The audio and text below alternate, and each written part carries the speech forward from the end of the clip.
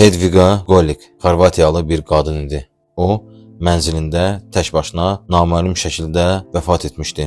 Onun cəsədi 42 il ərzində toxunulmamış vəziyyətdə qaldı və yalnız 2008-ci ilin may ayında aşkar edildi. Onu son dəfə 1966-cı ildə görmüşdülər və heç kim onun yoxa çıxmasını bildirməmişdi. Yaxın ailəsi, dostları və qonşuları yox idi. Onun yoxluğunu heç kim hiss etməmişdi. Qonşular sadəcə elə güman etmişdilər ki, o xaricə köçüb və heç kim yoxlamağa cəhd etməmişdi. 2008-ci ildə isə Zaqreb hakimiyyəti uzun müddətdir tərk edilmiş bir mənzili yenidən yoxlamağa çalışdı. O qədər vaxt keçmişdi ki, artıq az adam həmin mənzilin kimə məxsus olduğunu xatırlayırdı. Mənzilə zorla daxil olanda inanılmaz mənzərə ilə rastlaşdılar. Qadın kresloda oturmuş vəziyyətdə idi. Qarşısında 1960-cı illərə aid köhnə televizor, yanında isə bir fincan çay vardı. Hedviga Golikin bədəni 42 il ərzində dünyadan tamamən unudulmuş vəziyyətdə mumiyalaşmışdı. Onun